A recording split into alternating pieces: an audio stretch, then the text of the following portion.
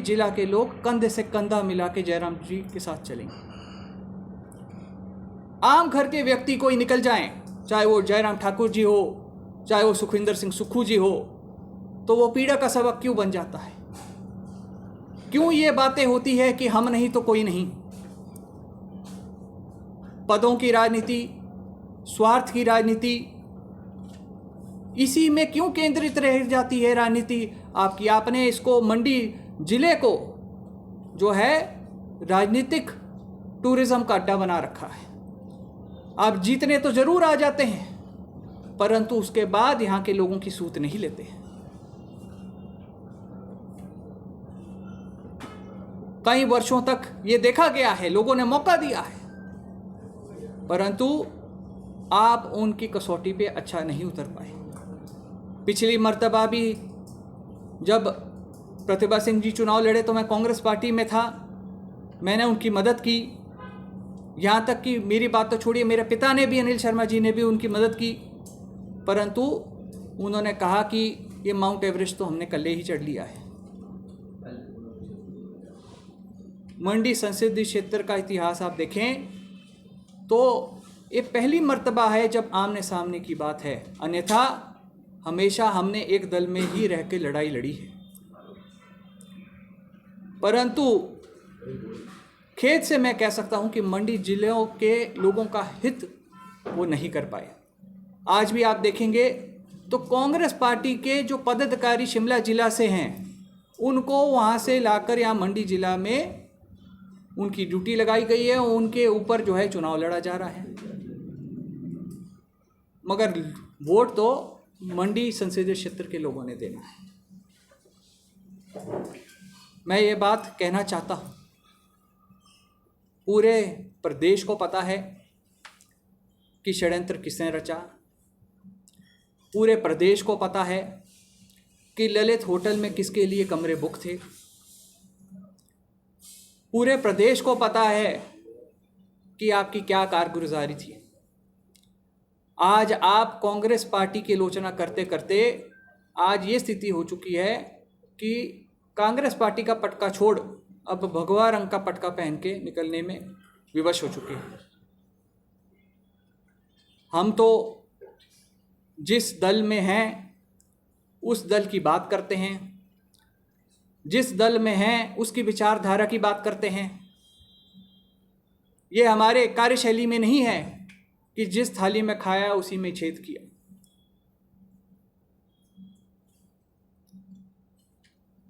ये बातें आज उजागर हो गई है। जो मुखौटा पहन रखा था वो लोगों के सामने है।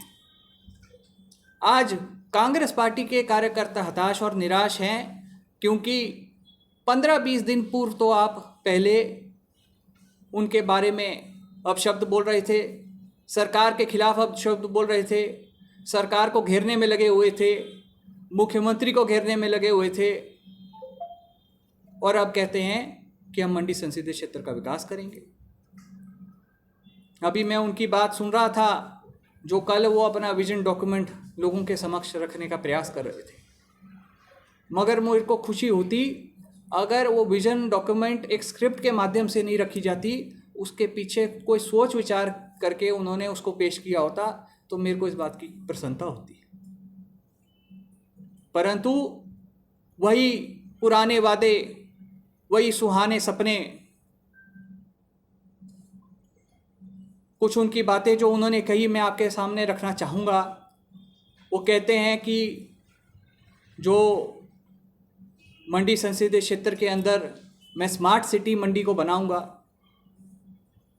तो जब वीरभद्र सिंह जी की सरकार थी, शहरी विकास मंत्री सुधीर शर्मा जी थे, अनिल शर्मा जी भी यहाँ से मंत्री थे। अनिल शर्मा जी ने कहा था कि उस समय की मंडी को स्मार्ट सिटी के दायरे में लाना चाहिए, परंतु उस प्रस्ताव को सिरे से नकारा गया और सिर्फ शिमला और धर्मशाला जैसे जगहों को स्मार्ट सिटी के दायरे में लिया गया। मैं पूछना चाहूँगा, जब आपके पिता मुख्यमंत्री थे तब ये सोच कहाँ गई? बहरहाल देर आए तो दुरुस्त आए। दूसरी ओर वो कहते हैं कि पंचतत्व मंदिर की बड़ी दयनीय स्थिति है, तो मैं कहना चाहता हूँ पंचतंत्र की दयनीय स्थिति नहीं है, वो तो आदिकाल से ऐसा खड़ा हुआ है और इस क्षेत्र के लोगों के ऊपर आशीर्वाद है उस मंदिर का। उसको निर्माण करने के लिए आज बड़ी बड़ी बातें करना आसान है, परंतु उसके लिए फंडिंग कहाँ से लाएंगे? क्योंकि आपके माताश्री तो कहते हैं कि एमपी फंड बांटने से विकास नहीं होता। दूसरी ओर आप कहते हैं कि जो ब्यासा नदी है उसका हम चैनलाइजेशन करेंगे। मैं पूछना चाहता हूँ, ब्यासा नदी के चैनलाइजेशन के लिए कितना करोड़ रुपए लगेगा, इसका अनुमान उनको नहीं है। बिना केंद्र सरकार की मदद के ये मुमकिन नहीं है, ये हम सभी लोग जानते हैं। और ये भी हम सब जानते हैं कि आएंगे तो मोदी जी ही। तो जब भारतीय जनता पार्टी की सरकार वहाँ पे होगी और ये मंडी संसदीय क्षेत्र की जो सीट है ये मोदी जी की सीट है। अगर यहाँ से भारतीय जनता पार्टी के प्रत्याशी जीत के जाते हैं तो वो दम रखते हैं इसको चैनलाइजेशन कराने का, क्योंकि केंद्र की मदद के बगैर ये मुमकिन नहीं। दूसरी ओर वो कहते हैं बुबू टनल, जुड़ोड़ी जो टनल हम बनाएंगे। अब तो लोग मंडी संसदीय क्षेत्र की बातें सुन सुन के थक गए हैं। अरे भाई, आपके पिता कई मर्तबा मुख्यमंत्री रहे, आपकी माताश्री कई बार की यहाँ सांसद रही, आप स्वयं यहाँ पे पीडब्ल्यूडी मंत्री 1 साल से बने हुए हैं। आप कहते हैं हम गडकरी जी के पास ऐसे ही जाके ले आते हैं पैसा जाके। दूसरी ओर आप कहते हैं केंद्र सरकार मदद नहीं करती। तो अगर आप पैसा लाने में सक्षम थे तो आप टनल के सर्वे भी करा सकते थे, परंतु वो सोच नहीं थी। मंडी संसदीय क्षेत्र के लोग थक चुके हैं सुन सुन के कि हम बुबू जोत टनल बनाएंगे हैं, हम जुड़ोड़ी जोत बनाएंगे। वो आज तक कुछ उसमें कार्य नहीं हुआ। जब आप पीडब्ल्यूडी मंत्री रहे तो 1 साल में आपकी क्या कारगुजारी है वो सबने देखी है। अपने सरकार को घेरने के अलावा आपने कोई दूसरा काम नहीं किया। और जो सड़कें बनी हुई थी उसकी वाइडनिंग के लिए आप फीते काटते रहे, आपकी खुद की कोई सोच नहीं रही। जो विधायक निधि के माध्यम से, विधायक प्राथमिकता के माध्यम से पुल निर्माण हो चुके थे, वहाँ पे अपने और अपने माताश्री के अपने बड़े बड़े वो लगाए, नाम पट्टिकाएँ लगाई। तो आप 1 साल में तो प्रदेश के अंदर कुछ नहीं कर पाए। अब आप कहते हैं मंडी संसदीय क्षेत्र में मैं बहुत क्रांति ले आऊँगा। सत्य बात तो ये है कि ना आपके पास विजन है, ना आपको लोगों की चिंता है।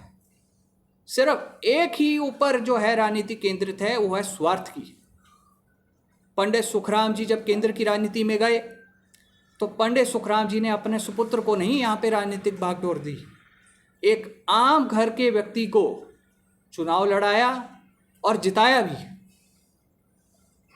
ये अलग बात है कि वो बाद में चुनाव हार गए, परंतु पंडित सुखराम जी ने अपना सुपुत्र आगे नहीं किए। जहाँ तक आप इनकी परिवार की राजनीति देखें तो इन्होंने सिर्फ और सिर्फ अपने परिवार के हितों की राजनीति की है, अपने परिवार के जो बेनिफिट से उसकी राजनीति की है। मैं भी पंडित सुखराम का पोता हूँ, मेरी रगों में भी उनका खून दौड़ता है। मैं भी ठोक बजा के एक बात पूछना चाहता हूँ, ऐसी क्या मजबूरियाँ रही कि बाल उम्र में आपको चार्जशीटेड होना पड़ा? आज क्यों ईडी वगैरह आपके पीछे पड़ी है? ऐसी क्या मजबूरियां रही? पिछली बार मर्तबा मैं नहीं जानता वो ऑडियो कितनी सत्य है कितनी झूठ है, परंतु आपको याद होगा प्रतिभा सिंह जी की एक वीडियो थी जिसमें उन्होंने बोला कि भी उनकी वॉइस रिकॉर्डिंग थी कि हमने जो है हाइड्रो प्रोजेक्ट के एवज में 15 करोड़ रुपए लिए। तो ये सारी बातें पब्लिक फील्ड में है, मैं ज़्यादा इसमें व्याख्यान नहीं करना चाहता, परंतु मंडी की लीडरशिप हम ख़त्म नहीं होने देंगे। जयराम ठाकुर जी की लीडरशिप बरकरार रहेगी और पूरे मंडी जिला के लोग स्तंभ की तरह उनके साथ खड़े रहेंगे। कंगना जी को भारी बहुमत से यहाँ से जिताकर भेजना है, मोदी जी की सरकार बनानी है। और अनिल शर्मा जी ने तो पहले ही कहा है कि जैसे आयुष शर्मा मेरा बेटा है वैसे कंगना मेरी बेटी है, तो अनिल शर्मा जी की बेटी को भी हराना जो है कोई पहाड़े का काम नहीं है। इसलिए मैं एक बात कहना चाहता हूँ, स्वार्थ की राजनीति जहाँ आपने की है, मंडी लोगों का शोषण आपने किया है। प्रतिभा सिंह जी ने कहा था मैं कार्यालय बनाऊंगी मंडी में, मैं पूछना चाहता हूँ कहाँ है कार्यालय? 3 वर्ष तक वो लोग मंडी के ढूंढते रहे। उन्होंने कहा था आपसे, मंडी के लोगों को एक नाराज़गी रहती है मैं यहाँ पे नहीं रहूँगी, मैं कार्यालय भी बनाऊँगी और मैं घर भी यहाँ पे रेंट पे लूँगी ताकि आप लोगों की सेवा कर सकूँ। मैं पूछना चाहता हूँ कहाँ गई वो बड़ी बड़ी बातें? आज आप ये मेरे को एक बात का जवाब दीजिए। प्रतिभा सिंह जी कहते हैं कि मैं जो हूँ कि मोदी जी जवाब दें 5 साल के कार्य का। मोदी जी तो जवाब देंगे और पूरा देश जो है मोदी जी के साथ चलेगा, उनके जवाब के साथ। परंतु जवाब अब आपका भी बनता है, क्योंकि आपकी माता यहाँ से चुनाव लड़ी थी, 3 वर्ष उन्होंने यहाँ पे काम किया। मैं पूछना चाहता हूँ उनकी क्या उपलब्धियाँ रही इस क्षेत्र के लिए? आज भक्षक कौन है और किसने अपनी सरकार को अड़ंगी दी, ये सभी लोग जानते हैं। कांग्रेस पार्टी के जो पटके नहीं पहन सकते, जिनको आज कांग्रेस पार्टी के पटके पहनने में शर्म आ रही है, वो किस मुंह से आज जाके कांग्रेस पार्टी से पदाधिकारियों से, कार्यकर्ताओं से निवेदन करेंगे? क्योंकि मैं भी कांग्रेस पार्टी से एक लंबे समय से रहा हूँ और मैंने देखा है कार्यकर्ता मेहनत करते हैं, अपनी जान लगाते हैं एक नेता के लिए, और जिस नेता के ऊपर पार्टी को चलाने की जिम्मेवारी दी हो वही उसका चीर हरण करे, तो ये बहुत विचित्र सी बात हो गई।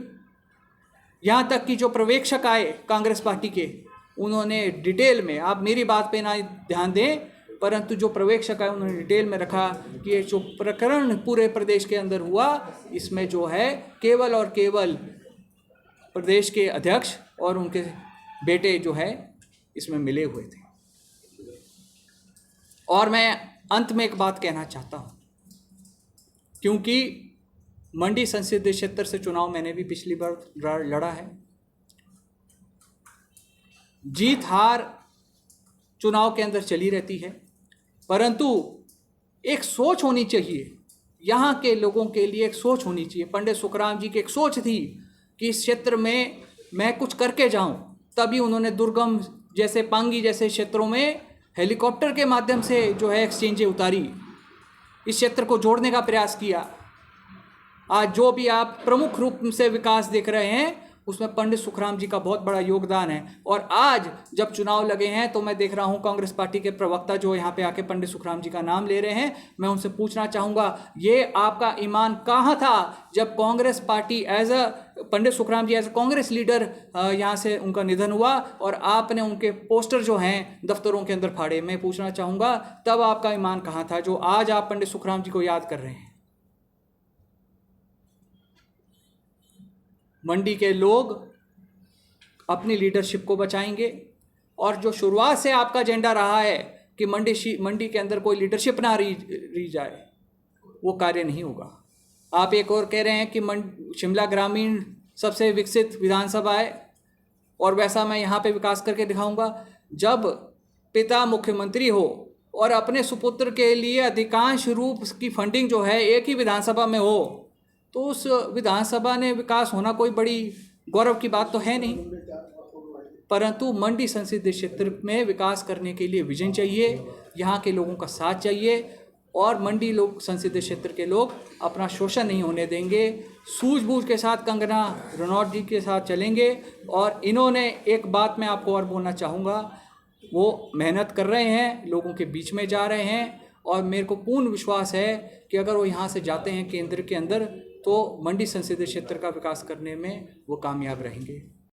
पाइए अपने बच्चों के लिए कम फीस में ज्यादा सुविधाएं पैराडाइज पब्लिक स्कूल गुटकर मंडी हिमाचल प्रदेश।